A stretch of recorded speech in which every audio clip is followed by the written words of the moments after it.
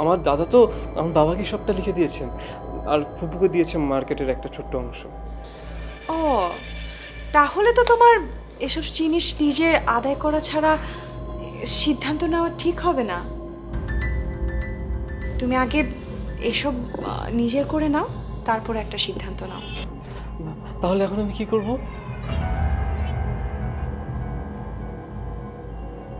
আবে শোনো, তোমাকে ছাড়া আমার জীবন যেমন এলোমেলো হয়ে যাবে, ঠিক তোমারও তো তেমনই হবে, তাই না?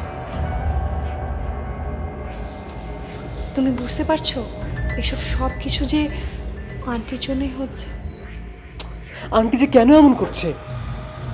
কেন করছে বুঝতে পারছো না? গাছেরটাও খাচ্ছে, তলেরটাও কুড়োচ্ছে। তোমার বাবার বাড়ি, তোমাদের মার্কেটের ভাড়া, এসব কোথায় যাচ্ছে? আর তোমাকে বড় করতে তার কত টাকা লেগেছে? সব টাকা তো আমার ড্যাডির পিছনে আন্দোলন ফান্দোলন করতেই ব্যয় করছে।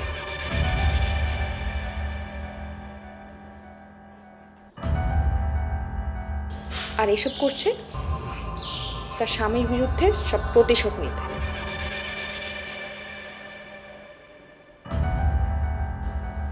এতদিন তো ফুপুকে মায়ের মতোই জানতাম, সর্পের মতো তা তো ভাবিনি। আমি তো কখনো কোনো হিসাব চাইনি ফুপুর কাছে। হ্যাঁ, চাওনি, কিন্তু এখন থেকে চাইবে। আরো আগে থেকে চাওয়া উচিত ছিল তোমার।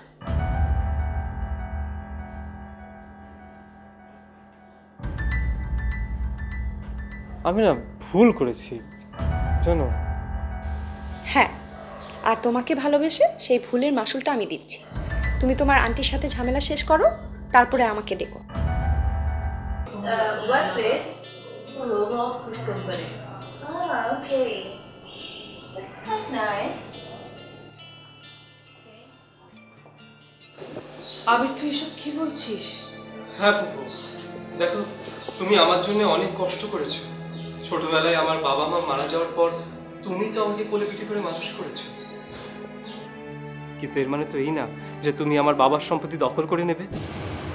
তুই সীমা ছাড়িয়ে যাচ্ছিস। আমি জানি ফুপু, এই কথাগুলো শুনতে তোমার খুব খারাপ লাগছে, কিন্তু এটা তো মিথ্যে না যে এই বাড়িটা আমার বাবার। আর তাছাড়া মার্কেটে 4 ভাগে 3 অংশ আমার বাবার। এটা কি মিথ্যে যে তুমি সবকিছু ভোগ দখল করছো? আমি আজকে তোকে সম্পত্তির সব হিসাব বুঝিয়ে দিব। আমি এই সম্পত্তির কোনো কিছু চাই না, তবু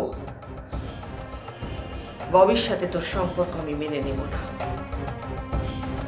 আন্টি, আপনি কিন্তু হিসাবটক হয়ে যাচ্ছেন। তুমি চুপ করো।